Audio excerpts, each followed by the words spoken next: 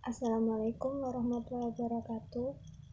Di sini kelompok kami akan mempresentasikan hasil dari critical review. Saya Ismita Maulidia Rahmah, NIM 190302028, dan teman saya Dwi Francisca Putri Aulia, NIM 190302031.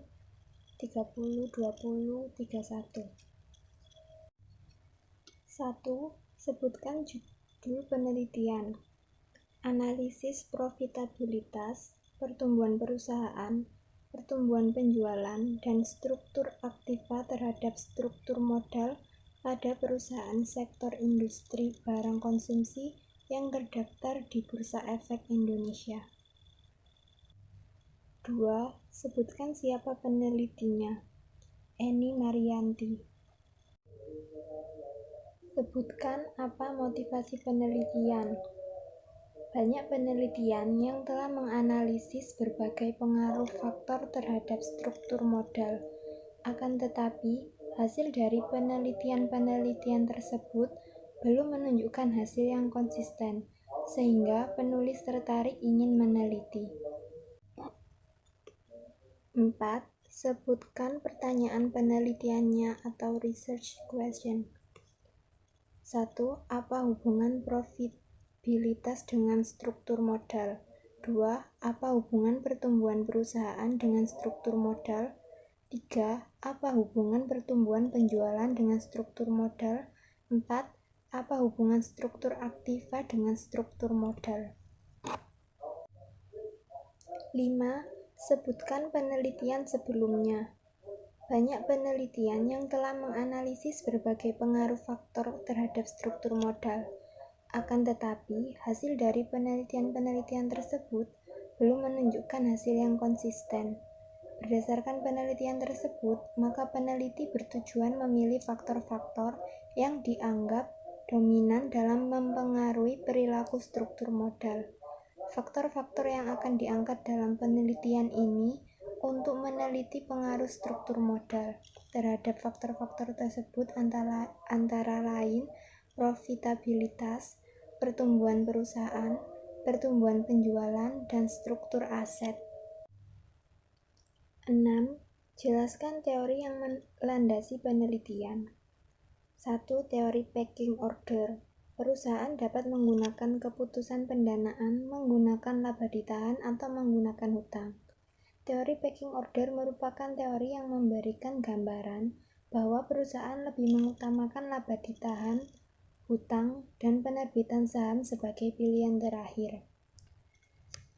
2. Teori trade-off. Teori trade-off struktur modal menunjukkan bahwa hutang bermanfaat bagi perusahaan karena bunga dapat dikurangi dalam perhitungan pajak. Tetapi, hutang juga menimbulkan biaya yang berhubungan dengan kebangkrutan yang aktual dan potensial. Struktur modal yang optimal berada pada keseimbangan antara manfaat pajak dari hutang dan biaya yang berkaitan dengan kebangkrutan. 3. Teori sinyal MM. Teori sinyal MM berasumsi bahwa setiap orang, baik investor maupun manajer, memiliki informasi yang sama tentang prospek suatu perusahaan. Hal ini disebut sebagai informasi asimetris. Namun, pada kenyataannya, manajer seringkali memiliki informasi yang lebih baik dibandingkan investor luar. 4. Teori Modigliani dan Miller. Modigliani dan Miller menyatakan bahwa nilai suatu perusahaan seharusnya tidak dipengaruhi oleh struktur modalnya, atau dengan kata lain, hasil yang diperoleh MM menunjukkan bahwa bagaimana cara perusahaan mendanai operasinya tidak memiliki pengaruh, sehingga struktur modal adalah sesuatu yang tidak relevan. 7. Sebutkan hipotesisnya. Hipotesis pertama, secara parsial, terdapat pengaruh profitabilitas, pertumbuhan perusahaan, pertumbuhan penjualan, struktur aktiva terhadap struktur modal. Hipotesis kedua, secara bersama-sama, terdapat pengaruh profitabilitas, pertumbuhan perusahaan, pertumbuhan penjualan, struktur aktiva terhadap struktur modal. 8. Jelaskan pendekatan penelitiannya. Pendekatan penelitiannya menggunakan metode kuantitatif. 9. Sebutkan jenis datanya. Jenis data yang digunakan dalam makalah ini adalah data dokumenter dari database laporan keuangan di www.idx.co.id. Yang ke-10, sebutkan sumber datanya. Data yang digunakan dalam penelitian ini adalah data sekunder berupa data laporan keuangan perusahaan sektor industri barang konsumsi yang terdaftar di Bursa Efek Indonesia mulai tahun 2012 sampai dengan 2014. 11. Sebutkan pengukuran variabelnya. Yang pertama, variabel X1 yaitu profitabilitas. Yang kedua, variabel X2 yaitu pertumbuhan perusahaan. Yang ketiga, variabel X3 yaitu pertumbuhan penjualan. Dan yang keempat, variabel X4 yaitu struktur aktiva. Yang ke-12, jelaskan teknik analisis datanya.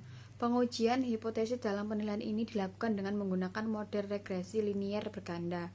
Dalam analisis regresi tersebut, akan diuji pengaruh antara variabel independen X terhadap variabel independen Y dengan model persamaan regresi. 13. Sebutkan keterbatasan atau saran penelitiannya. Penelitian ini dilakukan dengan menggunakan data tahun 2012 sampai dengan 2014, sehingga untuk tahun-tahun mendatang, hasil penelitian ini masih perlu diuji kembali. Untuk penelitian selanjutnya, sebaiknya dapat menggunakan jumlah populasi yang lebih luas dengan menggunakan seluruh perusahaan yang terdaftar pada Bursa Efek Indonesia. Yang ke-14 yaitu buatlah judul penelitian baru yang sesuai dengan keterbatasan penelitiannya, yaitu pengaruh profitabilitas, pertumbuhan perusahaan, pertumbuhan penjualan dan struktur aset terhadap struktur modal pada perusahaan sektor industri barang konsumsi yang terdaftar di Bursa Efek Indonesia atau BEI. Sekian presentasi dari kelompok kami. Apabila ada salah kata, mohon dimaafkan. Wassalamualaikum warahmatullahi wabarakatuh.